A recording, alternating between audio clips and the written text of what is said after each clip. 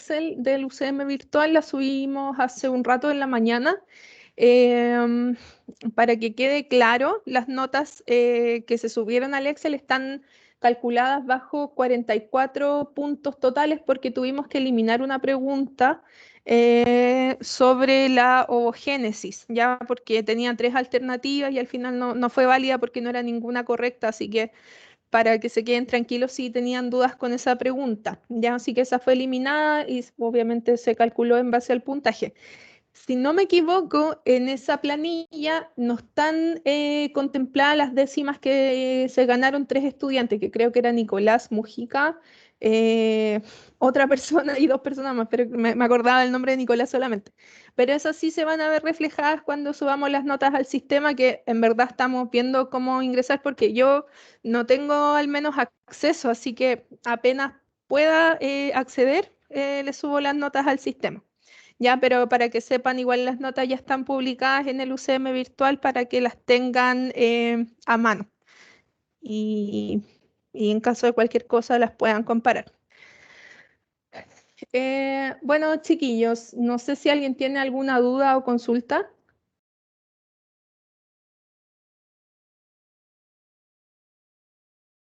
Profe, yo tengo una consulta. Ya, cuéntame. No sé quién Eh, eres porque no te puedo ver mientras presento, pero dime nomás. Tamara, Ya, el Tamara, hola. profesor nos dijo que usted nos iba a decir hoy si es que, o sea, la modalidad de la prueba si va a ser al final presencial o online. Ah, sí, chiquillos, hablé con el profesor de biofísica, que no me acuerdo cómo se llama, Mujica, creo. No, filo. El tema es que con Gloria, la directora de escuela, hablamos con él y vamos a hacer un enroque para poder hacer la prueba presencial. Entonces, la prueba va el 27 de octubre, la vamos a dividir en 2 bloques, ya, o sea, van a ser 2 grupos. Y va a ser de 3 a 7. Entonces, el primer grupo va a tener la prueba de 3 a 5 y el otro grupo va a tener la prueba de 5 a 7. Ahora, se va a dividir por lista. Ya vamos a dividir mitad de la lista, primer bloque, segunda mitad de la lista, segundo bloque. Pero en el caso de que alguien tuviera problemas de locomoción o algo, que no sé, pues que si quedó en el segundo grupo y no alcanza a tomar bus para su casa en el horario que pueda salir de la prueba, lo podemos cambiar para el primer grupo siempre y cuando nos contemos con el aforo y algún otro estudiante voluntario pueda pasar para el grupo donde se libere un cupo. ¿Ya? Así que así lo vamos a hacer. No se asusten, chiquillos, por el tema de la prueba presencial, no es más difícil, ni tampoco va a ser una prueba maldita, va a ser una prueba como cualquier otra, ya, porque como ustedes saben, nuestro objetivo es que ustedes aprendan los conocimientos y que bueno, con las pruebas se puedan ser aplicados estos conocimientos y tendría que irles igual de bien que los que como les fue en la primera prueba. Así que eso, está confirmada la actividad presencial para el 27 de octubre, si todo anda bien. Ya, chiquillos, bueno, hoy día vamos a ver la última clase de artrópodos. Con Cristian ya vieron todas las primeras partes, más de taxonomía, órdenes, clase. Así que ahora nos queda esta última clase de artrópodos sobre lo que son estos animales que tienen una relevancia en salud pública. Ya nosotros en clases pasadas ya hemos conversado sobre algunos de estos artrópodos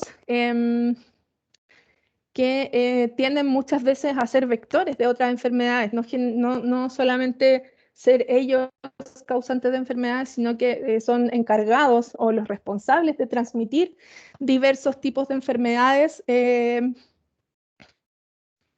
vamos a ir conociendo hoy día, ¿ya? Vamos. Profe, Bueno, ¿sí?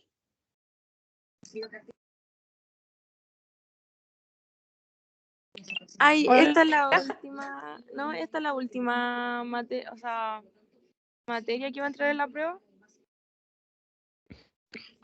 Um, Te puedo confirmar al final de la clase porque no me acuerdo si era hasta acá o va a entrar la del miércoles, pero si no me equivoco va a entrar la de la otra semana, pero déjame confirmarte al final cuando baje la presentación y ahí te cuento bien, para que quede claro. Ahora, volviendo un poco atrás, yo sé que les debo la grabación en audio de la clase de Platelminto, así que esa también la voy a subir ahora pronto, cuando tenga un poquito mejor de conexión.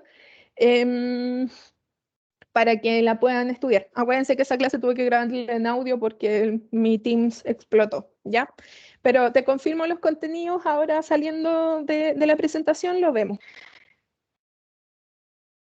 Ya, profe, gracias. Ya. Bueno, como les iba contando, acá se hizo una selección de artrópodos que son de gran interés en salud pública, y aquí vamos a ver diversos grupos, vamos a ver tanto insectos como arácnidos como ácaros. ¿Ya? Nosotros ya las clases pasadas conocimos las características morfofisiológicas de estos grupos, así que en eso no me voy a detener mucho, sino que vamos a irlo relacionando un poco con las enfermedades que causan tanto directamente como siendo vectores. Bueno, entonces, como ya les dije recién, los artrópodos de relevancia en salud pública los podemos dividir en dos grandes grupos. Uno son las enfermedades que provocan directamente un artrópodo, o sea que el animal es el que genera una enfermedad o una complicación patológica, por ejemplo, en el caso de las miasis. O también hay artrópodos que son vectores, ya que son, entonces van a ser animales que son portadores de una enfermedad que son capaces de contagiarla o inocularla en un hospedero, ya, sin necesariamente generar enfermedad en el individuo que lo hospeda, en el vector, ya. Como ejemplo de enfermedades directas, entonces tenemos a la Loxoceles laeta, que es la araña de rincón. Ya con Cris ya vieron, espero que nunca los haya picado una araña, porque la verdad es que las lesiones son bastante complejas de sanar, incluso pueden llegar a ser mortales. Y también, por otra parte, como ejemplo, tenemos de vectores el Triatoma infesta, que ya también lo conocimos porque transmite una enfermedad protozoaria, y también algunos tipos de mosca, ya que si bien las moscas en menor medida tienden a ser vectores, pero sí tienden a ser portadores de otras enfermedades que pueden afectar tanto al ser humano como otros animales, ¿ya? Entonces, ¿cuál es el impacto de este tipo de enfermedades? Ya hay daños que son directos, por ejemplo, en el caso de una plaga, ya de repente hay un aumento de la población de un cierto individuo, en este caso un artrópodo, que puede generar graves consecuencias en salud pública. Por un ejemplo claro de esto, no sé si ustedes están al tanto, me imagino que sí, y si quieren opinar al respecto, feliz que lo hagan, de la situación que pasa acá en la región del Maule con esta planta de cerdos de Coexca, ¿ya? Perdón por decir la marca, pero en verdad sí son los responsables directos de lo que pasa en el sector del secano costero de orilla, no, como para Sausal, no sé si alguien es de allá, pero bueno, si alguien es de por ahí, por la zona de San Javier, Cauquenes, debe conocerlo. Ha habido, desde que se instaló esta planta, que es una planta de crianza de cerdo, ha habido un gran aumento de la población de moscas, lo que tiene un directo detrimento de la salud pública. No solamente porque puedan contaminar, tener en sus patas ciertas bacterias, dado que las moscas andan tanto en tejidos animales o en animales directamente, o también en animales que estén en descomposición, en distintos tipos de materia orgánica, entonces pueden ir generando ciertas contaminaciones cruzadas a medida de que van entonces pasando de un individuo o de una materia a otra. También las plagas pueden ser tanto de animales artrópodos adultos, en este caso como lo que les hablo de este tipo de mosca, o también en sus estados larvarios, ¿ya? Y también, por otra parte, lo que ya hemos conversado harto es la transmisión vectorial, que es donde un artrópodo, en este caso, va a transmitir una enfermedad a otro, ¿ya? y esta transmisión vectorial entonces la podemos dividir en dos. Una que va a ser mecánica, donde no hay una necesidad de contacto directo entre el parásito y el vector, ya, sino que puede ser un contacto más indirecto o no necesariamente tiene que inocular a un individuo para contraer una enfermedad, sino que puede ser mediante la orina o mediante las heces del animal, ya, y por otra parte tenemos la transmisión que es biológica, que esta ya la conocemos bastante, que es donde el parásito con el vector tienen un contacto estrecho obligatorio y que también va a ser parte del ciclo biológico del agente etiológico, ya de la enfermedad, del que va a causar enfermedad. Cuando hablamos de etiología, estamos hablando de una causa, ya para que vayamos familiarizándonos con esos conceptos. Como en este caso, acá lo vimos en la clase de nematodos, tenemos la dirofilaria, en este caso es un corazón de perro, una dirofilaria mitis, pero también hay otros tipos de filaria, también transmitidos por vectores como la Buchereria, que la vimos también en la clase de nematodos y es la que genera la elefantiasis. También hay un grupo, de acuerdo con lo que dice la Organización Mundial de la Salud, de enfermedades que se conocen como enfermedades desatendidas, ¿ya? ¿A qué se refiere esto? Que son enfermedades que están circunscritas en porciones geográficas o regiones geográficas limitadas y que tampoco tienen una prevalencia tan alta de casos y que tampoco muchas veces no causan la muerte de un grupo de individuos, ya sea animales humanos o animales no humanos, ¿ya? Pero que sí son de cierta relevancia o de gran relevancia en salud pública, dado que afectan directamente a la calidad de vida de las personas. Usualmente este tipo de enfermedades las encontramos en áreas tropicales o subtropicales, ¿ya? O sea, las áreas que van a rodear a lo que son los trópicos, a lo que es el trópico entonces, y también se asocia, como lo hemos conversado anteriormente, a factores sociodemográficos, ¿ya? A la falta de acceso a servicios básicos, falta de acceso a la educación y también, obviamente, asociado a una falta de políticas públicas y abandono por parte de los gobiernos, ¿ya? Dentro de estos ejemplos tenemos las filariasis linfáticas, que las conversamos, pueden ser la Buchereria y otros más. Tenemos acá, bueno, acá arriba vemos una filaria en un frotis sanguíneo.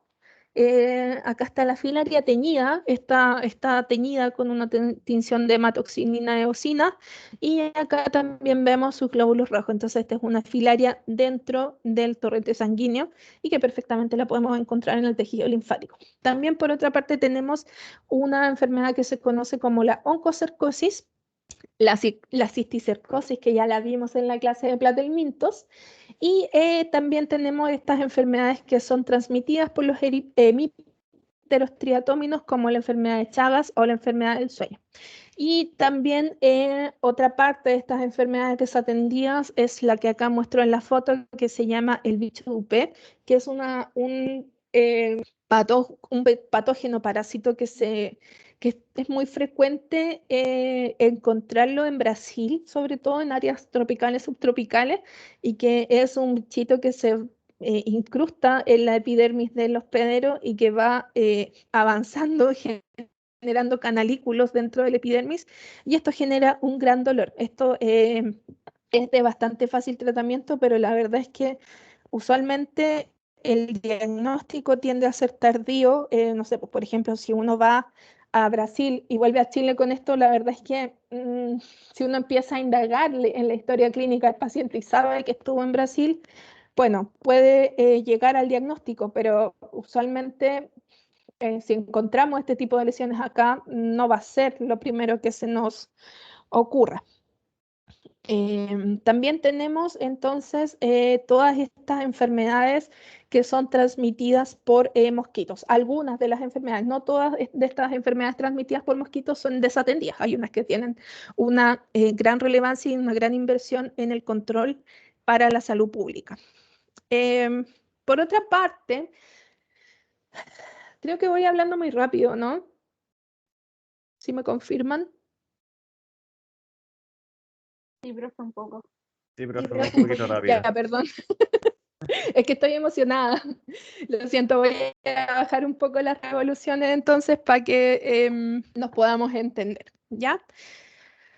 Bueno, por otra parte, entonces, tenemos ciertos vectores, ciertos artrópodos vectores que tienden a ser de carácter pasivo, ¿ya?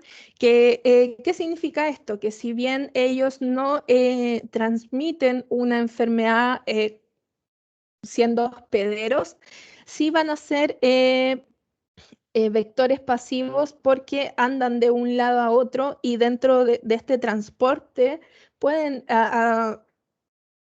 contaminar ciertas áreas o ciertos alimentos, por ejemplo, con las bacterias que son comunes de encontrar en su superficie, ya en la superficie de estos vectores.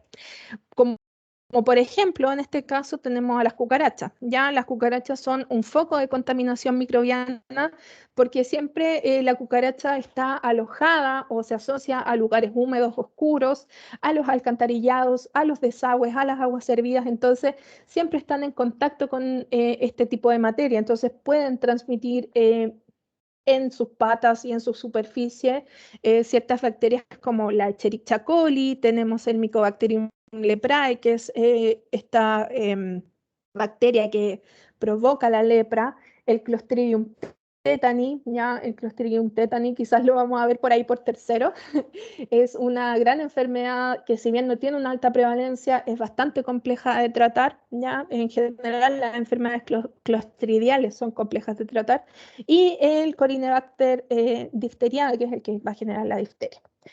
Por otra parte, también tenemos los ácaros del polvo, que si bien no los podría considerar un vector, sí son animales, artrópodos que tienden a provocar patologías del tipo alérgico en las personas que están en contacto con ellos.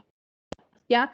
Muchas veces estos ácaros del polvo, bueno, chiquillos, primera cosa para decir, los ácaros del polvo están en la mayoría de nuestras casas, ¿ya? Conviven con nosotros la mayoría del tiempo, ¿ya? Em, Acuérdense que nosotros también tenemos un sistema inmune bastante competente para poder combatirlos en caso de, pero hay personas que tienden a ser mucho más sensibles a la presencia de estos ácaros. Ya, por ejemplo, hay personas que son muy alérgicas, que están diagnosticadas con dermatitis atópica, con asma alérgica o rinitis alérgica, que muchas veces la causante, claro, puede ser el polen u otro, pero también está asociada a lo que son los ácaros del polvo. El tema de los ácaros del polvo es que, como les digo, están por todas partes, no los vemos porque son microscópicos, pero que sí tienden a generar problemas en la salud de las personas, ¿ya? Y muchas veces este ácaro no tiende a ser el principal sospechoso de una rinitis alérgica, pero si vamos a indagando un poco más en la historia clínica del paciente y vamos haciendo ciertas pruebas diagnósticas, por ejemplo, los test de alérgenos, podemos encontrar de que la persona, entre otras cosas, también es alérgica a los ácaros del polvo, ¿ya? Para eso, como control de este tipo de ácaros, solamente podemos mantener las superficies limpias, evitar el uso de alfombras en las casas. Lo digo más que nada para las personas que sufren de este tipo de alergia y, bueno, hacer más que nada un control ambiental. Yo les cuento cosas personales, en verdad quizás no les importa. Yo tengo una gatita que es alérgica, muy alérgica, tiene muchas patologías asociadas a la alergia y una de ellas es a los ácaros del polvo. Entonces comprenderán ustedes que mi casa, bueno, tengo alfombras y todo, obviamente, porque casa de herrero, cuchillo malo, chiquillos, la verdad. Pero sí son alfombras que se tienen que limpiar constantemente porque si no, mi gata bueno, como me imagino muchos o algunos de ustedes tienen que tener alergia y saben de lo molesto que es tener constantemente una rinitis o no poder respirar a causa de una alergia. Entonces, bueno, el control, como les contaba, tiende a ser de este tipo, siempre mantener las superficies libres de polvo.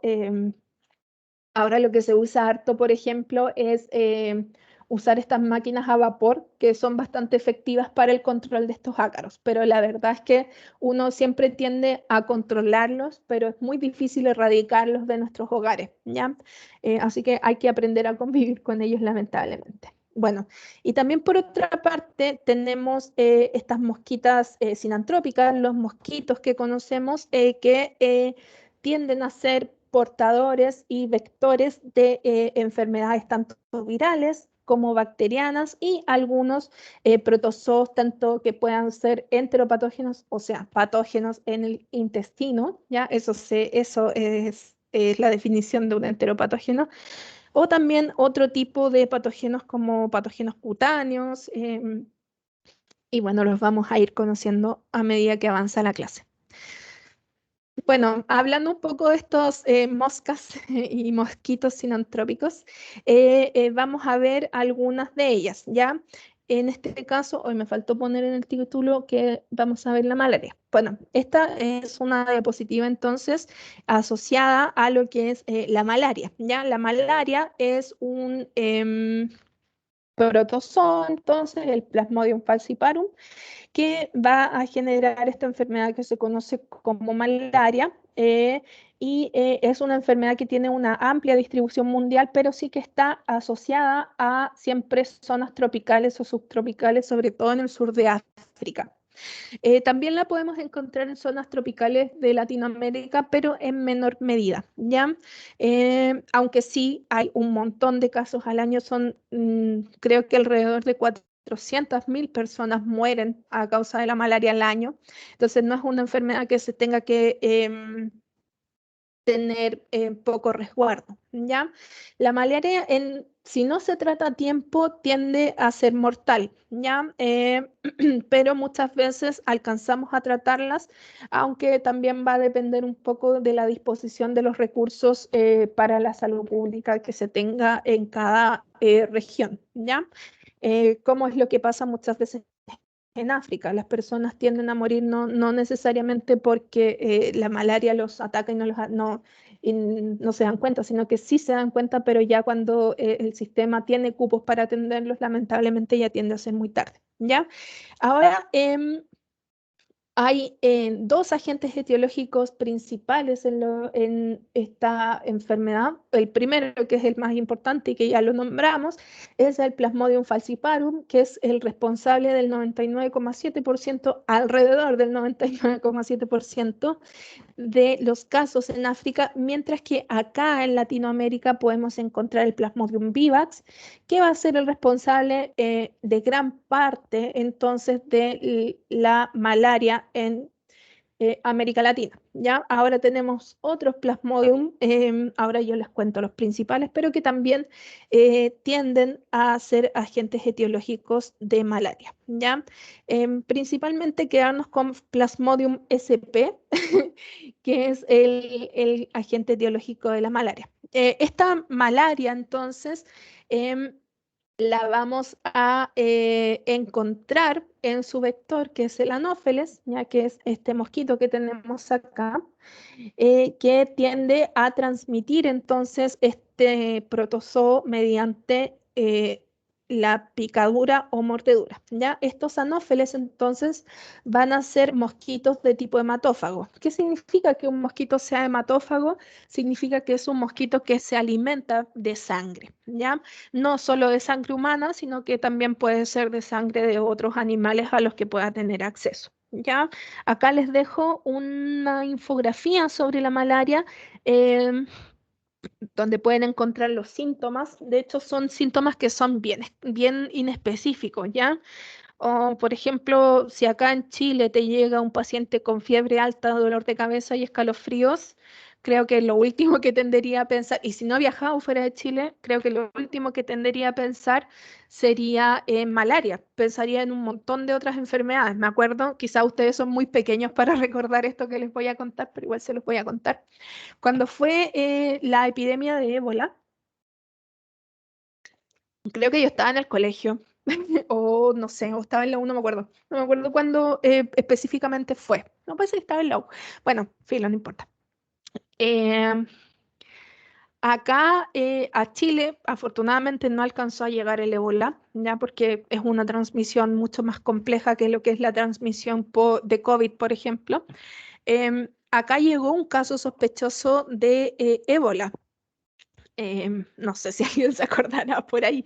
Y se activó todo un protocolo por este caso sospechoso de ébola porque había sido una persona que venía de la África subsahariana a Chile y todos los síntomas coincidían con ébola, ¿ya? Porque como les digo, muchos síntomas de una enfermedad con otra se tienden a enmascarar. Y finalmente este paciente no tenía ébola, afortunadamente, pero sí tenía malaria, ¿ya? Y este paciente se trató y no tuvo ningún problema, luego ninguna afección o ninguna secuela de salud, ¿ya? Pero como les digo, igual tienden a ser a veces em, similares los síntomas de una enfermedad con otra, sobre todo cuando pensamos en este tipo de agentes etiológicos, ¿ya? Muchas veces vamos a ver cuadros de malaria o de virus Zika, de dengue o de chikungunya súper similares, ¿ya? Entonces, siempre entonces empezar a pensar los posibles diagnósticos, indagar en las historias clínicas de los pacientes, tanto humanos como animales, para poder tener un diagnóstico certero. En este caso, menos mal no era ébola, pero sí fue malaria y se pudo tratar de buena manera.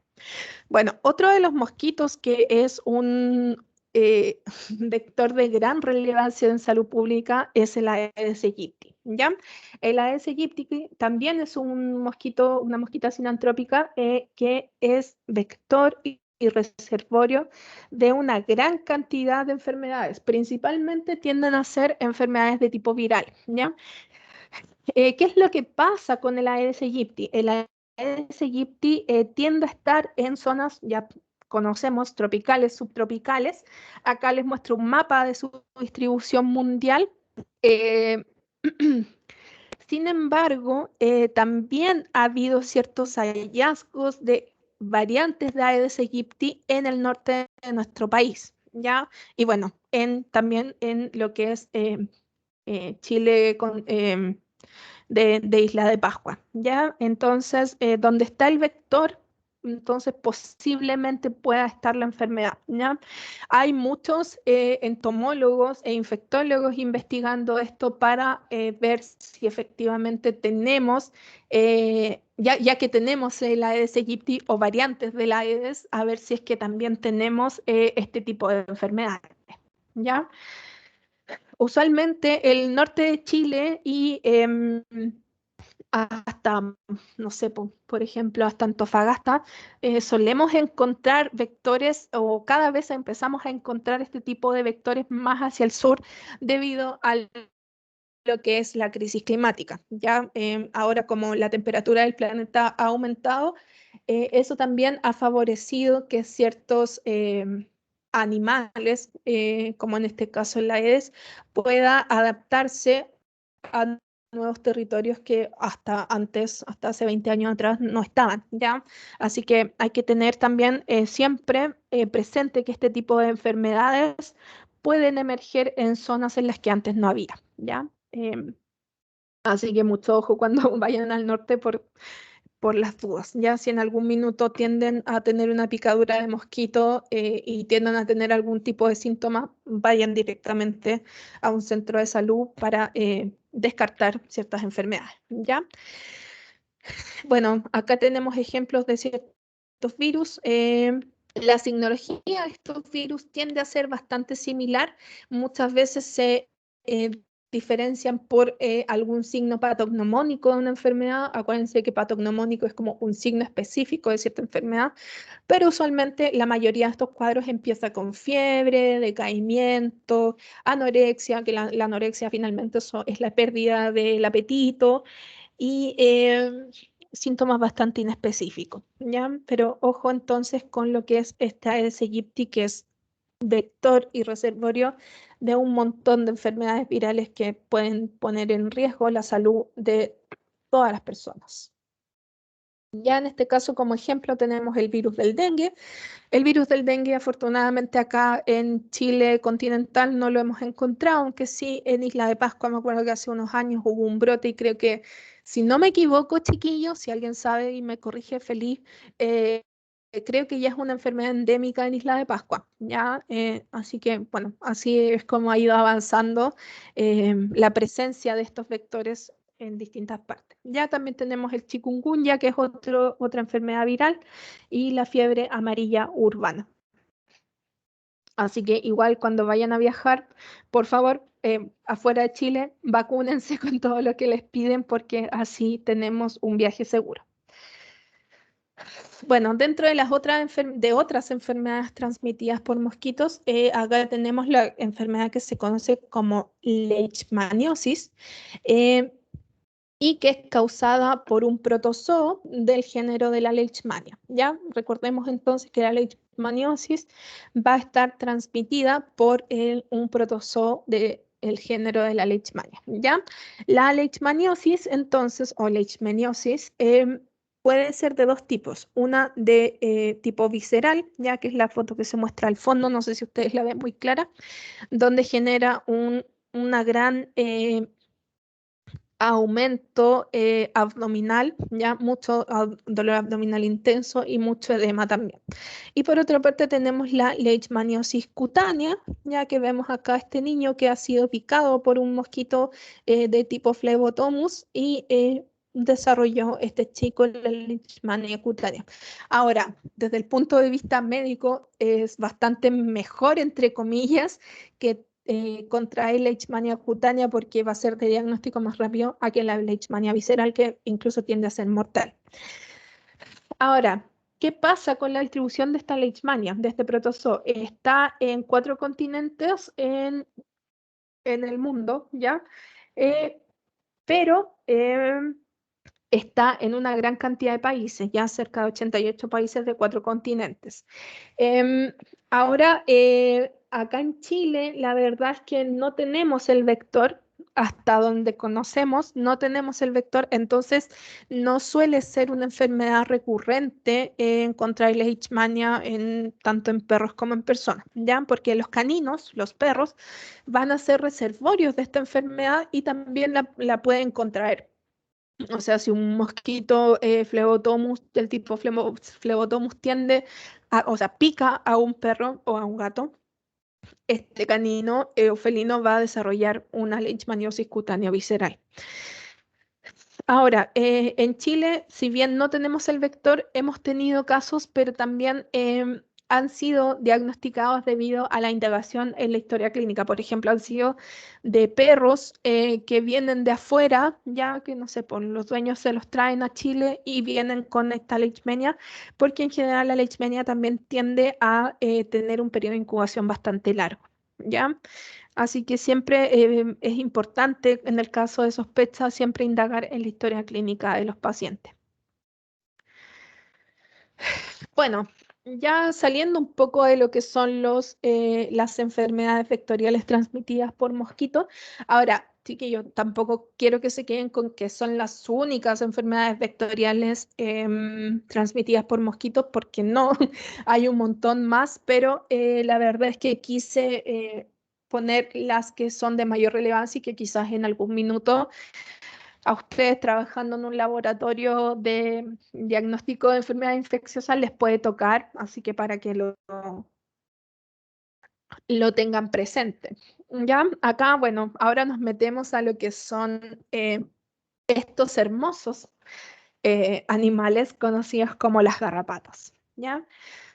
Las garrapatas, si bien yo me imagino que todos o la gran mayoría de nosotros conoce o alguna vez ha visto una garrapata, quiero que nos quedemos con que las garrapatas no solamente son feas y asquerosas, sino que también son transmisoras de ciertas enfermedades que son zoonóticas, ¿ya? Afectan tanto a animales no humanos como a animales humanos, ¿ya? Eh, em, Las enfermedades entonces que transmiten las garrapatas tienden a catalogarse como enfermedades emergentes o reemergentes, ¿ya? Y esto también va asociado a las consecuencias de la crisis climática, ¿ya? Los garrapatas entonces son transmisoras principales de lo que se conoce como enfermedades rickettsiales, ¿ya? O sea que son causadas por bacterias del género de las rickettsias, ¿ya? La garrapata blanda del perro, que es la Ripicephalus sanguineus, que tenemos acá una hermosa hembra, eh, esta especie tiende a ser bastante resistente al ambiente. Ya si una garrapata se cae de un perro o de un gato o de una persona, puede sobrevivir en el ambiente adverso hasta más de 180 días. Entonces, es un factor importante a considerar, ¿ya? Y entre medio también se puede reproducir y llenar el ambiente de huevos. Las garrapatas esta garrapata hembra tiende a desovar entre 3.000 y 6.000 huevos, o sea, una pura garrapata te puede dejarla embarrada en una casa. El hospedador principal de este tipo de enfermedades rickettsiosas tiende a ser el canino, mientras que los seres humanos eh, son hospederos accidentales, ¿ya? Hablamos de estas enfermedades rickettsiales. Ahora también hay otros reservorios de enfermedades rickettsiales como en este caso la enfermedad de Lyme, que tiende a estar asociada a zonas que son más boscosas. Por ejemplo, en Norteamérica, toda la parte que es, bueno, los estados de Oregon y un poco más arriba, tienden a tener una mayor prevalencia de enfermedad de Lyme, dado que hay animales que tienden a ser reservorios y estar infectados con este tipo de bacterias, ¿ya? Así que ojo con eso, la distribución también de este tipo de garrapatas cada vez es mayor, ¿ya? Hasta hace un par de años las garrapatas las encontrábamos máximo hasta Concepción. Ahora sabemos que las garrapatas pueden incluso llegar hasta la isla Grande de Chiloé sin ningún problema. Ahora también el gran problema que encontramos en las garrapatas, no solo con la Ripicephalus, sino que también encontramos las del género Ixodes, las podemos pesquisar en fauna silvestre. Por ejemplo, creo que en la clase pasada hablamos de esto. En alta cordillera tenemos prevalencia de garrapatas en ciertos reptiles, también en ciertos mamíferos, y eso es debido tanto a la crisis climática como a nosotros, los seres humanos, que podemos trasladar estos vectores en nuestra ropa, en nuestros zapatos y así contaminar un ambiente que anteriormente estaba libre de estos vectores, ¿ya? También las garrapatas son hematófagas, o sea, las garrapatas para alimentarse obligatoriamente deben comer, alimentarse de sangre. Entonces, debido a la picadura, cuando la garrapata se va a alimentar, entonces va a transmitir estas enfermedades rickettsiales, ¿ya? Así que ojo con eso. Si alguna vez les ha picado una garrapata, podría recomendarles entonces hacerse algún tipo de test. Bueno, las enfermedades rickettsiales se transmiten entonces mediante la alimentación del vector, en este caso de la garrapata, y estas garrapatas a su vez van a adquirir la rickettsia en estadios larvarios, ¿ya? Luego de que esta bacteria pasa entonces al organismo de esta garrapata, va a alojarse entonces en el intestino y posteriormente va a subir hacia las glándulas salivales del vector, en este caso de la garrapata. Y así es un poco cómo se va a contagiar a la persona o al animal que está garrapata con esta infección pique, dado que se tiene que alimentar.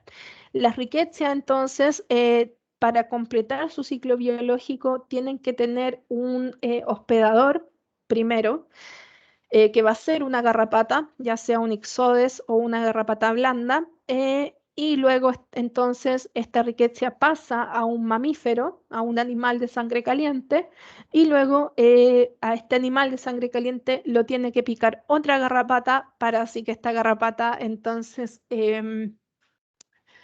se contagie de la rickettsia y la rickettsia pueda continuar con su supervivencia. Entonces, las garrapatas, como les contaba, van a ser vectores de este tipo de enfermedades. ¿Y cuáles son las bacterias entonces que podemos encontrar en estas garrapatas? Acá les voy a nombrar algunas de ellas porque en verdad son hartas. ¿Ya? Acá principalmente en Chile hemos encontrado el Anaplasma platis y el Anaplasma phagocytophilum, ya ambas rickettsiales, y también por otra parte hemos encontrado bacterias del género Ehrlichia. Y Profesora, estas, ¿sí?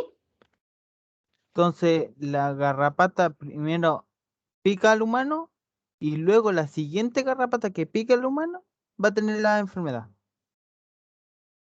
Claro, Ah, pero ya. la garrapata 1, nombrémosle así, la garrapata 1 ya tiene que tener la infección para poder transmitírsela entonces al humano y entonces va a volver una garrapata 2 y que va a picar a este humano y se va a infectar. ¿Ya? Y esta garrapata 2 puede transmitirle la bacteria, en este caso, a su descendencia.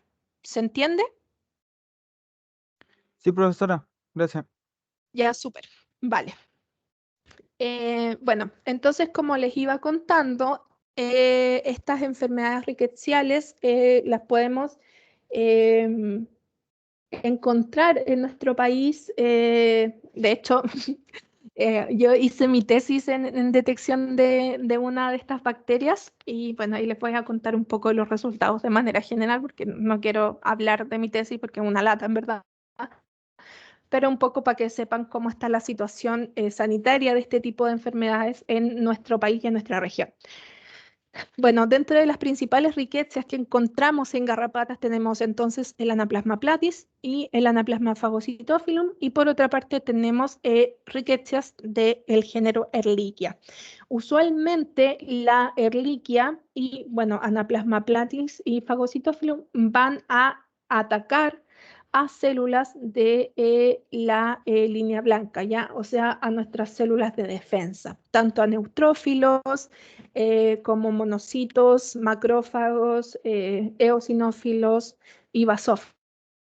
Y también en este caso más específico, el Anaplasma platis, ya que es una de estas riquezas, afecta directamente a las plaquetas, ¿ya? Y las plaquetas son las responsables de ser la primera línea de la hemostasis. O sea, cuando yo me hago un corte en el dedo, las primeras que llegan para parar el sangrado, o un corte donde sea, en verdad, son las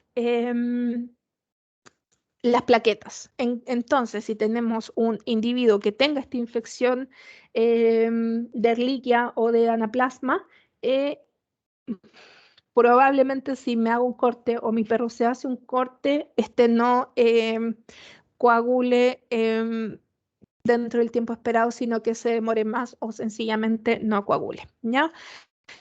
Y por otra parte tenemos la enfermedad de Lyme, que también es una enfermedad del tipo rickettsial, pero esta la podemos encontrar entonces primero en la garrapata dura del perro, que se llama, que es del género Ixodes, que es la que tenemos acá arriba.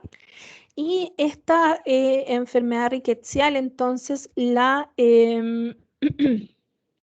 podemos evidenciar en este caso con este tipo de picadura que muestro acá en la foto, ¿ya? Que es como un tiro al blanco, digamos, que se parece, ¿ya? Esta enfermedad de Lyme entonces va a estar provocada por una bacteria que se conoce como Borrelia burgdorferi y tiende a generar sintomatología bastante inespecífica. También la enfermedad de Lyme tiende a tener periodos de incubación bastante largos. No es que de un día para otro yo me pueda dar cuenta de que tengo enfermedad de Lyme, sino que puedo pasar por un montón de prediagnósticos antes, ¿ya? Esta enfermedad también la podemos conocer como borreliosis, ¿ya? Para tener otra asociación. Esta enfermedad del Lyme entonces puede afectar a múltiples sistemas, pero principalmente afecta a la piel, ya vemos acá esta lesión cutánea, y también puede afectar al sistema nervioso, al corazón, a las articulaciones y a los músculos. Entonces va a ser como principal síntoma dolor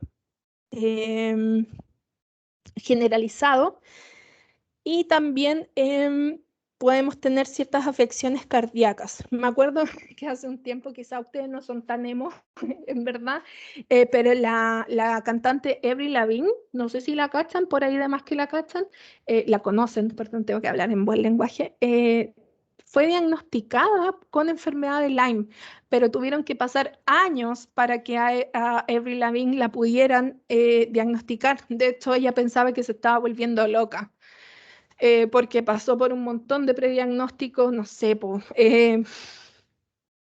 fibromialgia, enfermedades psicosomáticas, hasta que por fin llegaron a este diagnóstico. Entonces tiende a ser no de tan fácil diagnóstico, dado que su incubación tiende a ser bastante prolongada. Bueno, como les contaba, acá en la zona centro-sur de Chile se hicieron varios estudios, por ahí por entre el 2010 y el 2015. Se hicieron unos estudios acá para constatar un poco cuál es la situación de las enfermedades rickettsiales y cuáles enfermedades rickettsiales podíamos encontrar acá en la zona, dado que teníamos el vector y todavía lo tenemos, ya tenemos la garrapata blanda del perro. Mientras que acá en Talca, uno de los estudios publicados que hay dice que el 26% de los estudiantes de medicina veterinaria son seropositivos a anaplasma. Ya en este caso no se pudo definir si era Anaplasma platis o Anaplasma phagocytophilum, pero ya dice que es un gran porcentaje de seropositivos. ¿Qué significa que sean seropositivos? Es que tienen anticuerpos contra este tipo de bacterias, contra este tipo de enfermedades rickettsiales. Mientras que contrastando un poco con esta seropositividad, se hizo otro estudio en caninos, ya en perros, donde se detectó que de la población total de perros muestreada, ya no es el universo, se encontró un 2% de positividad. Pero ¿por qué esta variación tan abismal? O sea, tenemos un 2% de positividad en perros contra un 26% en humanos, por ejemplo, y es por el método que se utilizó para hacer la detección. En este caso, en caninos, se utilizó la prueba de PCR. Ya creo que estamos todos familiarizados un poco cómo funciona el PCR, dado que es un examen que te dice si hay un agente etiológico o no, ¿ya? Mientras que la seropositividad tiende a veces ser un poquito más inespecífica, pero igual no deja de ser. En este caso, lo que podría haber sido en este estudio, haber contrastado la seropositividad con una prueba de PCR, ¿ya? Pero el estudio no avanzó mucho más. Mientras que de Ehrlichia, que es esta otra bacteria rickettsial, encontramos un 16,2% de caninos seropositivos. ¿Ya? A estos caninos tampoco se les confirmó con PCR, así que la verdad es que el estudio quedó hasta por ahí. Pero lo que pudimos encontrar en este estudio, que mediante PCR tenemos un 2% de positividad, que uno puede decir, ya es re poco, pero igual no deja de ser, porque pensemos que, no sé, de los perros muestreados, todos o casi todos habían tenido garrapatas. Entonces había una relación entre la presencia del vector y la presencia de positividad de A. rickettsia, ¿ya? Mientras que en Concepción la verdad es que ha habido menos hallazgos de seropositivos, solo el 0,25% de los caninos salió seropositivo, mientras que mediante PCR salió un 2% de positividad. Ya lo que podemos contrastar o concluir de esto, de que usualmente hay un 2% de perros positivos dando vuelta por ahí a este tipo de enfermedades. Ya, Profesora, acá lo que se encontró, ¿sí? para Dime. quedarme claro, digamos, por referirme a rickettsiales son las garrapatas. No, las garrapatas transmiten enfermedades rickettsiales. Ah, ya, ya, ahora entiendo mejor. Eh, sí, la garrapata es el vector entonces de este tipo de enfermedades. ¿Ya? Ya, Bueno, profesora. entonces como les iba, lo que les iba contando entonces es que hay un 2% de positividad en caninos dando vuelta por ahí, que son entonces, que están afectados por estas enfermedades rickettsiales. Así que, chiquillos, nuevamente, y ya sé que ya parezco señora loca diciéndoles, mantengan siempre el control de parásitos en sus animales. Eh, ¿Les parece hacer un pequeño break?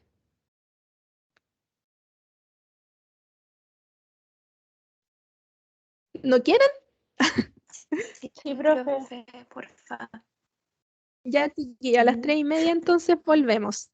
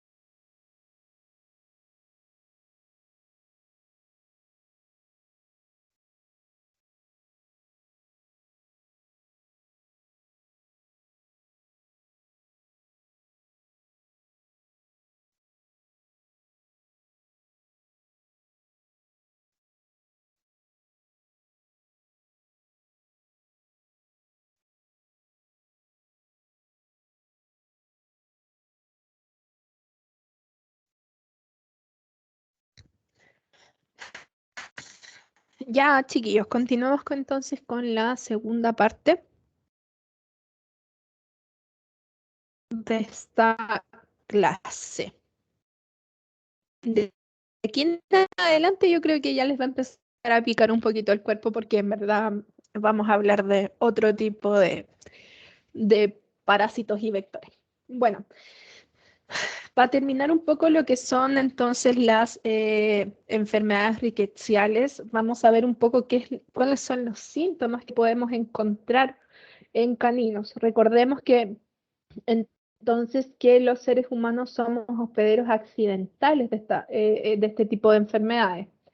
Em, ¿Por qué? Porque es muy raro o es bastante poco frecuente que una garrapata tenga predilección antes por un humano que por un perro o por cosas de que tienen mayor afinidad con el perro que con el ser humano, ¿ya? Em, Dentro de lo que podemos encontrar como hallazgos patológicos en caninos, sobre todo pensando en lo que es el Anaplasma aplatis, Phagocytophilum y Ehrlichia, encontrar entonces una trombocitopenia. ¿Qué significa esta palabra tan rara? La trombocitopenia entonces va a ser una disminución del número de plaquetas circulante en nuestro organismo, ¿ya? Esta trombocitopenia va a ser entonces de tipo secundaria, dado que no es que haya un problema en la médula ósea roja, que es la que genera las plaquetas, bueno, con un sistema mucho más complejo que no viene al caso, sino que va a ser porque tenemos en nuestra sangre entonces este tipo de bacterias que transmiten las garrapatas, que entonces van a alojarse en las plaquetas y las van a destruir, ¿ya? ¿Qué es lo que encontramos cuando hay una disminución de plaquetas en un organismo? Vamos a encontrar un signo clínico que se conoce como petequia. ¿Qué es la petequia? La petequia son pequeñas hemorragias. Ya, si ustedes se fijan acá en esta mucosa de este perrito, encontramos en este labio, está bastante rosado, pero si se fijan encontramos unos puntitos rojos, ¿ya? Esos son focos hemorrágicos conocidos como petequias, ¿ya? Es importante destacar también que la trombocitopenia, esta disminución de plaquetas, no tiene nada que ver con los factores de coagulación. Esa es una historia aparte, ¿ya? Y también, ¿qué más vamos a encontrar? Vamos a encontrar una leucopenia generalizada. ¿Qué significa una leucopenia generalizada? Es que va a haber una disminución de toda la línea celular blanca en el individuo que esté afectado con esta bacteria rickettsial. ¿Ya? O sea, vamos a hacer un hemograma, que son los exámenes en los que se miden las células sanguíneas, y vamos a encontrar que las células de la línea blanca entonces van a estar por el suelo, así de manera simple. ¿Qué es lo que vamos a encontrar? ¿Qué signos clínicos vamos a encontrar en un canino afectado con esta bacteria? Vamos a encontrar anorexia, o sea que va a perder el apetito, una linfadenopatía generalizada, que es cuando los nódulos o ganglios linfáticos aumentan de tamaño considerablemente, como lo vemos acá en la imagen de arriba. También podemos encontrar tos y encontramos que las mucosas están pálidas. Nosotros en los animales sabemos que un animal está pálido cuando revisamos las mucosas, dado que usualmente la piel de los animales está cubierta de pelo y no podemos ver qué tan pálido está. O qué tan ictérico, cuando los animales humanos se ponen amarillos, eso es la ictericia. Nosotros también en veterinaria la vemos en la parte de las mucosas debido al pelo. Ahora tiene que ser, no sé, una palidez muy notoria si es que se notara a simple vista, ¿ya? Pero usualmente nosotros entonces le revisamos las encías o la parte del labio a los caninos y a los felinos para constatar su estado de palidez. En este caso, este perrito de acá tiende a estar bastante rosado, ¿ya? Así que puede ser ejemplo de otro tipo de patología. Pero lo que me interesa acá es que vean cómo son las petequias, ¿ya? Las petequias también las pueden encontrar en la piel, sobre todo si ven, no sé, pues en la porción abdominal de los caninos que muchas veces tienden a tener poco pelo o menos pelo, varía de una raza o de un perro a otro. pero también podemos encontrar entonces estas pintitas rojas que son a causa de pequeñas hemorragias por falta de plaquetas. Acá en la imagen del medio, chiquillos, es una imagen nuevamente de un frotis sanguíneo y acá, si se fijan, tenemos una célula blanca la que está marcada con la flechita y tenemos, se ve bastante chico, así que si se tienen que acercar a la pantalla, yo me estoy acercando. Si se ven, si se fijan, se ve el núcleo más oscuro y al lado se ve una pequeña redondelita y esa entonces es la riqueza que se encuentra dentro de este glóbulo. Son de bastante difícil diagnóstico usualmente, pero con ojo entrenado las podemos encontrar. Ahora, claro, este es un diagnóstico, o sea, un frotis que te va a hacer sospechar, en este caso de, no sé, pues, anaplasma o de Ehrlichia, pero el diagnóstico siempre tenemos que hacerlo con serología o con una prueba de detección molecular. Ya, chiquillos, vamos a lo que nos interesa. No, mentira, ya vamos a cambiar un poco de tema. Y es que vamos a empezar a hablar sobre las pulgas. Las pulgas son estos insectos que me imagino que todos conocemos, que son los que están representados acá. Ahora, hay varios tipos de pulgas, ya no solamente la que conocemos comúnmente, que es la Tenocefalides, que es la de perro gato. Por ejemplo, en este caso tenemos pulgas de ratones, ya que es la Xenophila chaeopis o Xenophila caeopis, que es la que va a transmitir la Yersinia pestis. La Yersinia pestis va a ser entonces esta bacteria responsable de provocar la peste bubónica. Ya ahora es poco común encontrar individuos enfermos con peste bubónica, pero en el medioevo fue bastante común esta epidemia, sobre todo en Europa, ¿ya? Por otra parte, tenemos a las tenocefalides, que son las pulgas comunes del perro y del gato, SPP, porque hay tenocefalides canis y tenocefalides felis, de perro y de gato, ¿ya? Pero son comúnmente estas que encontramos, y que si bien la pulga puede ser un artrópodo que, bueno, va a ser hematófago y que va a afectar a nuestros animales, podemos encontrar dos grandes enfermedades. Una que es el dipilidium, ya el dipilidium lo conocemos ya como la tenia del gato y la conversamos harto, ya les dije que no tenían que matar las pulgas con las uñas porque se podían contagiar de esta teniasis, así que eso ya lo conocemos bastante bien. Y por otra parte, tenemos la Bartonella encellae. ¿Ya? La Bartonella encellae es otra bacteria transmitida por pulgas que usualmente por la tenocefalides, que es la tenocefalides felis en este caso, la del gato, que genera una enfermedad que se conoce como enfermedad del arañazo del gato. La enfermedad del arañazo del gato, entonces, va a estar provocado entonces por esta Bartonella, que no es cosa fácil de diagnosticar y de tratar porque también tiende a tener signología inespecífica, ¿ya? ¿Y cómo se transmite entonces esta enfermedad? Voy a tener un felino, ya un gatito, con presencia de estos parásitos que son las pulgas, y el gatito entonces se va a rascar. Van a ser pulgas que estén contaminadas con Bartonella y este gatito se va a rascar y en sus uñas entonces van a quedar estos residuos del organismo de la pulga que mató el pobre gato y en estas uñas entonces se va a alojar la Bartonella, ¿ya? Y nosotros jugando con nuestro gatito o si encontramos un gatito agresivo por ahí, nos va a tirar un arañazo y nos va a contagiar entonces de esta Bartonella. La Bartonella encellae también tiende a ser de diagnóstico, no tiende a tener un diagnóstico tan difícil, sino que a los médicos humanos en general no se les ocurre mucho, ¿ya? Así que, bueno, cuando un gatito los arañe chiquillos, lo primero que tienen que hacer es ponerse agua oxigenada, ¿ya? Porque la oxigenada tiende a bajar la carga bacteriana de Bartonella, ¿ya? Pero esta Bartonella encellae entonces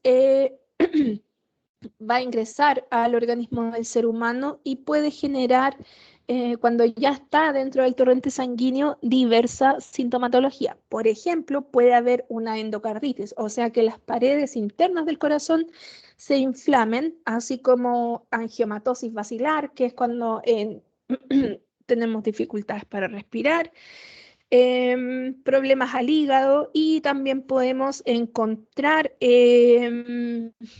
linfoadenopatía generalizada o una linfoadenopatía local. O sea que, por ejemplo, si el gato me araña en una pierna, lo más común es que el nódulo linfático más próximo es el que se vaya a inflamar. Y ahí es el momento ideal para hacer el diagnóstico, dado que si ya esta bacteria se extiende por el organismo, va a generar esto de la endocarditis, problemas hepáticos, etc. Así que, chiquillos, nuevamente, ya parezco loca repitiéndolo, pero traten siempre de mantener a sus felinos y caninos con sus carnets de antiparasitarios y control de ectoparasitos al día. Bueno, entonces ahora conversemos un poco de los piojos. Yo creo que aquí, de este curso, quizá muchos de nosotros hemos tenido piojos, me incluyo, ¿ya? Porque es un parásito bastante común, sobre todo en comunidades donde hay una gran cantidad de niños, ya sobre todo en los colegios. Quizás todos los que tuvimos piojos acá nos contagiamos en los colegios de este parásito, y bueno, es bastante común, ¿ya? Pero el piojo también no tiende a ser peligroso per se, sino que también tiende a transmitir ciertas enfermedades rickettsiales, ¿ya? Como lo que es el tifus exantemático epidémico, que es transmitido, y que el piojo, el Pediculus hominis, es portador, ya es vector, ¿ya? También hay una alta prevalencia de estos ectoparásitos en poblaciones que viven en condiciones subhumanas. Ya hemos hablado harto de esto, personas que viven con hacinamiento, con falta de servicios básicos, y también tiende a aparecer periódicamente en los colegios o en comunidades familiares, y tiende a ser bastante común. Ya no es algo que uno puede decir, ay, no, qué raro los piojos le dan a la gente que no se baña. No, los piojos nos pueden, podemos contraer piojos de cualquier parte, de cualquier manera, en el asiento de un bus, en el asiento de un auto, en cualquier parte. Ya, así que si bien se asocia siempre a falta de servicios básicos, a condiciones subhumanas, los piojos los podemos encontrar en todas partes.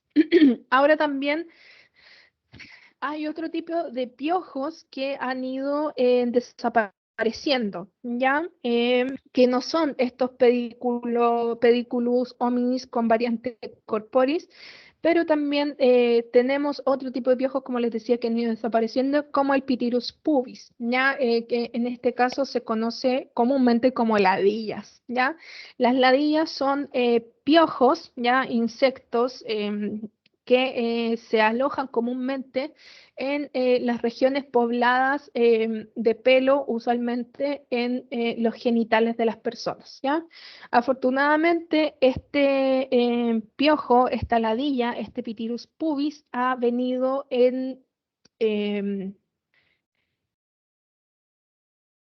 disminuyendo, perdón, como pegar, debido a que ya las condiciones sanitarias han ido mejorando, y que la gente ha tomado conciencia respecto de contraer este tipo de parasitosis. Ahora, igual hay que tener ojos, chiquillos, el Pitirus pubis no es que haya desaparecido, sino que ha disminuido su prevalencia, así que igual podemos contraer ladillas, ya sea por una toalla o por contacto sexual directo, o de cualquier forma, ¿ya? Así que el llamado también es a cuidarse.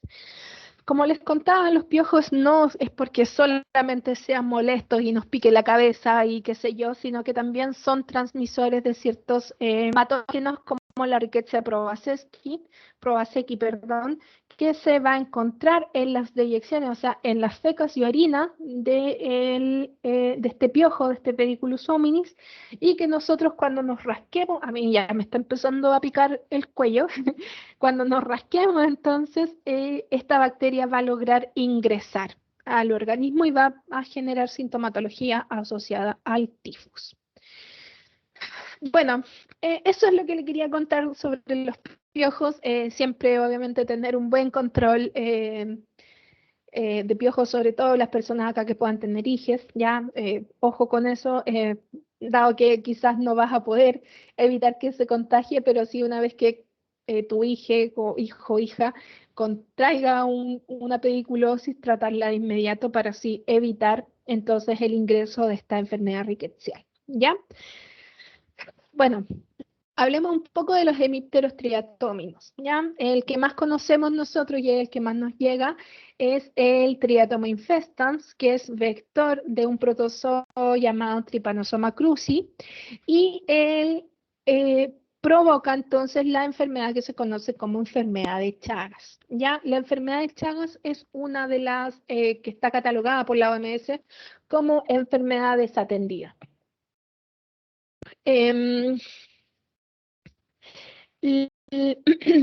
Pero esta enfermedad entonces no va a ser transmitida por la mordedura de esta vinchuca, ¿ya? Sino que va a estar asociada a cuando el animal defeque o orine a la superficie cutánea de un ser humano y este se rasque, ya va a entrar entonces este protozoo al torrente sanguíneo y va a comenzar a generar ciertos problemas, ¿ya? Entonces, si a mí una vinchuca me pica y yo me rasco, el triatoma, o sea, el tripanosoma, perdón, va a ingresar entonces a mi organismo. Acá les dejo un poco lo que es el ciclo vital, pero es básicamente lo que ya hemos conversado. Bueno, el Triatoma infestans, que es esta vinchuca, tiene una distribución que es bastante o relativamente acotada, ¿ya? El Triatoma infestans usualmente lo encontramos en las zonas subtropicales de América Latina, ya incluso llegando a Chile.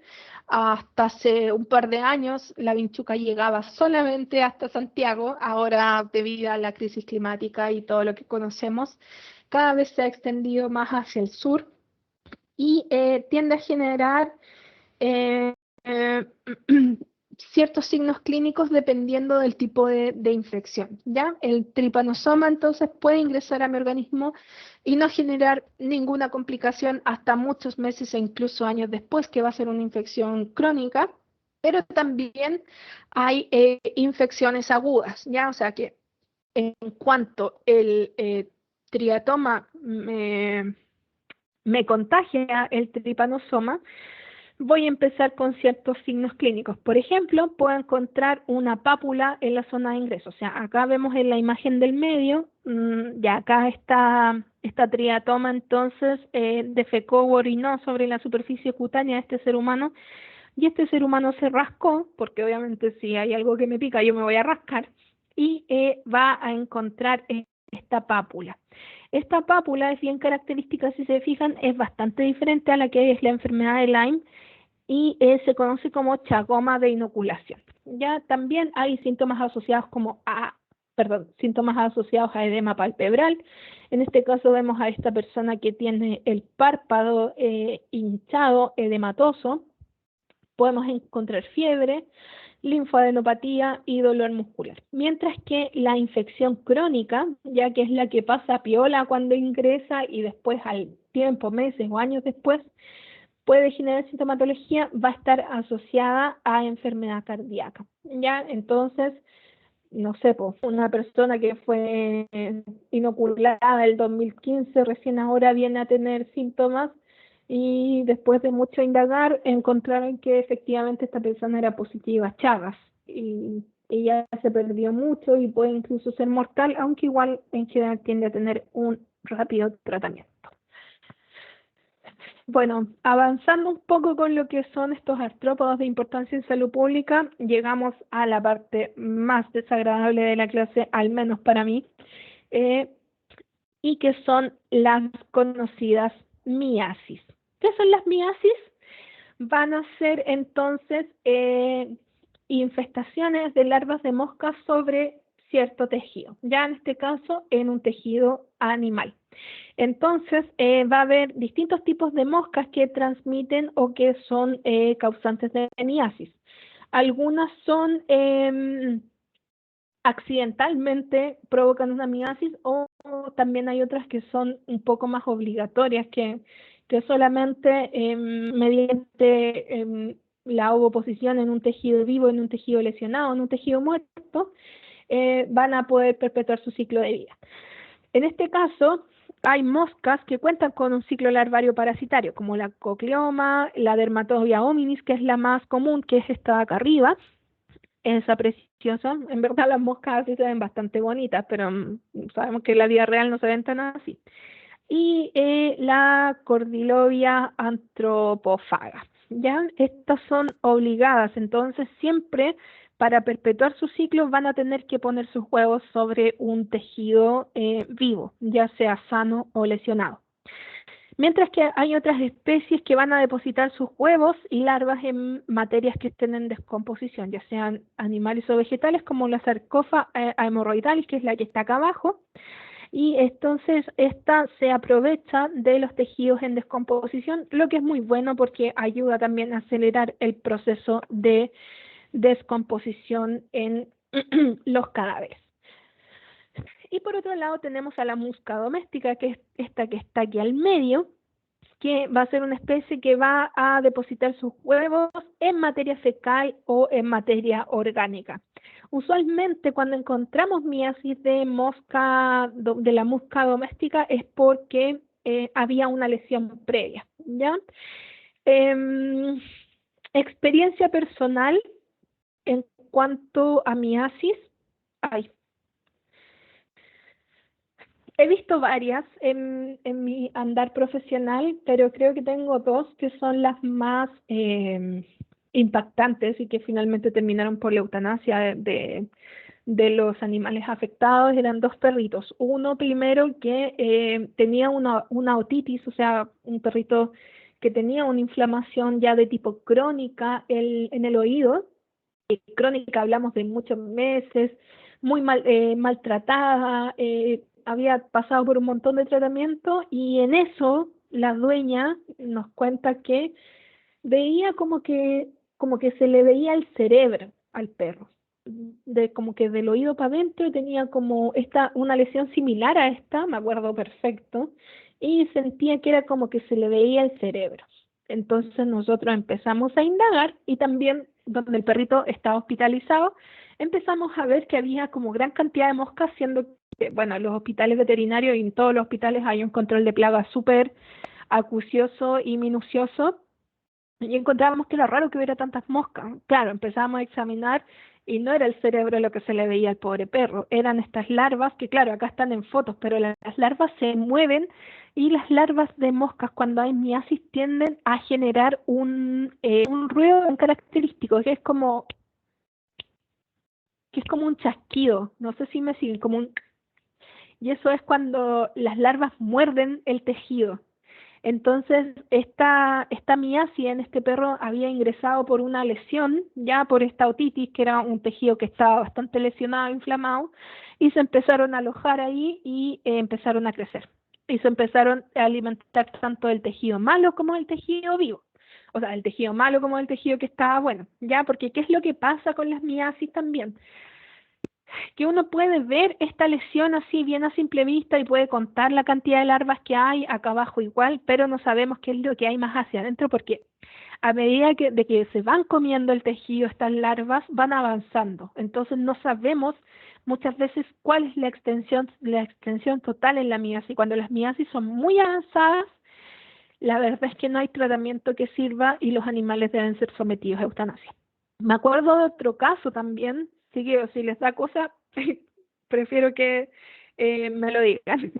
de un canino que se había perdido hace muchos días en un campo, ya gente de campo, y que luego de muchos días lo encontraron. Pero ese canino al parecer había tenido una pelea de perros, ya, y había quedado con su tejido muy lesionado. Entonces, obviamente, estas moscas, ya sea cualquiera de ellas, aprovechó el tejido lesionado, se paró y puso sus huevitos ahí, y la miasis era tan severa de que el tejido cutáneo, o sea, la piel, estaba completamente desprendida del tejido muscular, y entre esa capa de tejido muscular y tejido cutáneo era una cama de larvas de mosca. ¿Por qué? Si hay alguien del campo acá, todavía nadie me confirma que es del campo, quizás estoy hablando cosas que nadie conoce, pero no importa. Siempre a las heridas de los animales se les echa un producto que se conoce como larvispray o el moscatión, que son los más comunes y que los venden en las farmacias veterinarias. Es para prevenir este tipo de miasis. ¿Por qué? Porque tienden a ser muy severas y pueden llevar a la muerte del animal, ¿ya? Entonces, las miasis las podemos clasificar de 3 tipos o de 4 si queremos, y se van a clasificar según el tipo de larva y la locación del tejido. Ya tenemos las miasis cutáneas, que son las que tenemos acá en la diapositiva anterior. En otras tenemos las miasis cavitarias, como la vemos acá en la diapositiva de abajo, que es una miasis que está en la fosa nasal de un ovino. Ya hay una miasis que es específica de las fosas nasales o del tracto nasal de los ovinos. Y también tenemos las miasis gastrointestinales, y en esta les quiero mostrar esto, que es una miasis gastrointestinal que quizás no es tan común, pero es bastante frecuente de encontrar en los equinos, ya en los caballos, y que son los gastrófilos o barrilitos que se conocen. Ya los barrilitos son estas larvas de mosca que se encuentran en la porción aglandular del estómago del equino. El equino tiene una porción glandular y una porción aglandular que es más queratinizada en su estómago, ¿ya? Y estas se alojan entonces en la porción aglandular, o sea, la que no secreta los jugos gástricos comunes. Y el equino entonces se va a contraer este gastrófilus debido a que, bueno, en su vida libre o en un establo, ahí esta mosca, este gastrófilus va a poner huevos en el alimento del equino, y el equino lo va a ingerir, y estas larvas entonces se van a desarrollar en esta porción del estómago. Y posteriormente, cuando estas larvas ya pasan a ser moscas, tienden a pasar desde el estómago hacia el intestino y tienden a salir por el ano, ¿ya? Y esto obviamente es muy complicado porque tiende a generar también hartos problemas gastrointestinales en los equinos. Comúnmente encontramos cólicos, o sea, un dolor abdominal en el equino que puede ser de tipo inespecífico. Entonces no sabemos qué es lo que le va a pasar al caballo, pero si vamos viendo que este caballo no ha sido desparasitado en el último tiempo, vamos a encontrar, vamos a poder aproximarnos al diagnóstico. Así que también, obviamente, el llamado es a mantener entonces el carnet antiparasitario de los equinos al día para evitar entonces estos problemas. Un dolor abdominal, un cólico abdominal, o sea, un cólico, puede incluso ser mortal en un equino, ¿ya? Así que ojo con eso. Bueno, acá volviendo un poco a lo que son las enfermedades desatendidas que vimos al principio, tenemos a la oncocercosis. Y aquí volvemos a ver a los nemátodos. ¿Por qué les pongo este nemátodo? Y es porque es transmitido por un tipo de mosca, ¿ya? El Onchocerca volvulus, que es este nemátodo, ¿ya? Que va a generar la ceguera de los ríos. Es un parásito que se aloja comúnmente en la córnea del humano, y también la podemos encontrar alojada en la esclerótica. La córnea es este lente que va antes del iris, que es lo que le da el color al ojo, o la parte de color del ojo, y la esclerótica es la parte blanca del ojo.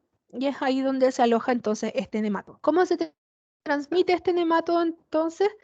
Va a ser por picaduras recurrentes de esta mosca negra, que es de la especie Simulium, y acá podemos ver cuál es su distribución. Ya, de nuevo, volvemos a las zonas tropicales y subtropicales del mundo, ¿ya? Pero usualmente la podemos encontrar en África y en parte de América Latina. Bueno, ya para ir cerrando un poco, chiquillos, la clase, creo que son las últimas enfermedades de artrópodos que vamos a ver. Hablemos un poquito de la sarna, ¿ya? Ahora sí quiero hacer una salvedad súper importante, que muchas veces la sarna se confunde con lo que es la tiña. Entonces, cuando te dicen, no, es que mi perro tiene tiña o vi un perro con tiña, usualmente no tiende a ser tiña, porque la tiña es un hongo y tiende a generar lesiones muy distintas a la sarna. Pero si vemos a estos caninos que tienen la piel dura, enrojecida, sin pelo, aquí sí estamos hablando de sarna, ¿ya? Pero la sarna no solamente afecta a los perros, también afecta a los humanos, ¿ya? Si bien tienen el mismo agente etiológico que es el Sarcoptes scabiei, hay una variante que es la variante hominis que afecta particularmente a los humanos, ¿ya? Estas sarnas, este Sarcoptes, es un parásito obligado, ya, o sea, siempre para perpetuar su supervivencia va a tener que vivir en el estrato córneo del epidermis, o sea, en las capas superficiales del epidermis, y esta sarna, perdón, va a empezar a avanzar dentro de la piel de estos animales o humanos o animales no humanos y va a empezar a generar estos canalículos y también va a ir poniendo huevos a medida de que va avanzando. Y así es un poco como se puede ver macroscópicamente la sarna en un perro. Quizás muchos de nosotros hemos visto perritos con sarna y la verdad es que es bastante impactante verlos, pero no es causal de eutanasia una escabiosis, que es como se conoce la infestación por Sarcoptes scabiei, porque el tratamiento de la sarna es bastante fácil y rápido de hacer, ya no se justifica. Claro, es impactante ver un perro con sarna, pero el tratamiento es bastante barato y fácil de hacer, ¿ya? Ahora, ¿qué pasa si un perro me contagia un Sarcoptes scabiei a mí como humano? Yo nunca he tenido sarna de perro, o sea, creo que nunca he tenido sarna. ¿Qué es lo que va a pasar? Usualmente la podemos encontrar en los brazos, en las manos, o me acuerdo que tuve una compañera que tuvo como en la parte del pecho, pero esa es otra historia. Y la sarna de perro en humanos tiende a ser autolimitante, o sea que se va a quedar en el lugar por el que ingresa y no va a lograr avanzar mucho más y ahí va a morir. ¿Ya? En general, el tratamiento es bastante rápido también porque es con una crema.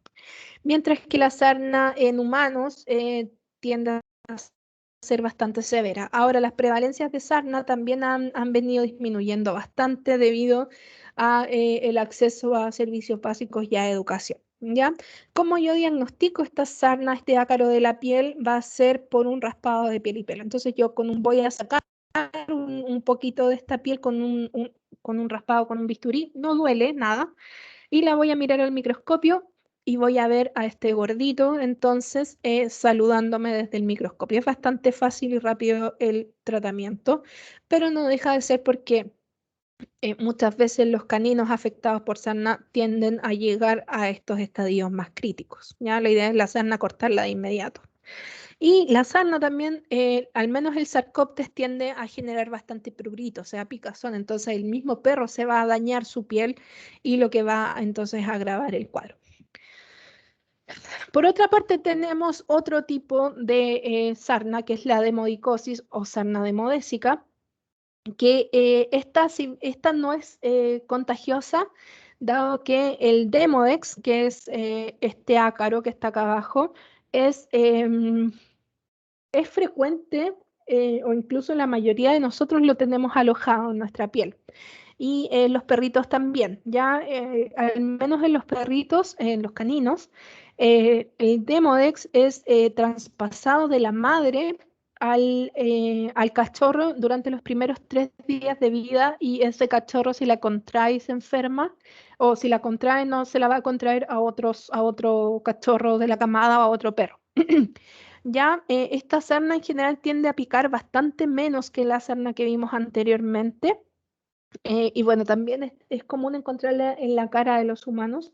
No es contagiosa y este ácaro entonces se va a encontrar alojada en el folículo piloso. Pero cuando el paciente, ya sea un perro o un humano, está bajo situaciones de estrés o tiene alguna enfermedad que baje o disminuya la respuesta inmune, este ácaro entonces se va a aprovechar de eso y va a empezar a reproducirse y va a poder empezar a generar este tipo de lesiones. Ya si vemos son lesiones bastante notorias de ver. Usualmente a los humanos nos afecta en la cara, a los perros les puede afectar en todo el cuerpo y tiende a generar entonces este enrojecimiento y el tratamiento es bastante fácil y rápido de hacer, ¿ya? Las sarnas en general son bien fáciles de controlar si no llegan a un punto muy crítico. ¿Cómo las diagnosticamos? También las diagnosticamos con un raspado de piel y pelo. Ahora, este raspado tiende a ser bastante más profundo, dado que este Demodex se aloja en capas más profundas de la piel, incluso donde se origina el folículo piloso, ¿ya? Y el tratamiento tiende a ser bastante fácil. Bueno, chiquillos, esa es la clase que les quería contar hoy, lo que les quería contar hoy. Espero que les haya gustado, que la hayan disfrutado. No sé, no sé si disfrutar este tipo de clase es mucho decir, pero espero que hayan aprendido harto sobre esto. No sé si alguien tiene alguna duda o consulta por ahí sobre la clase.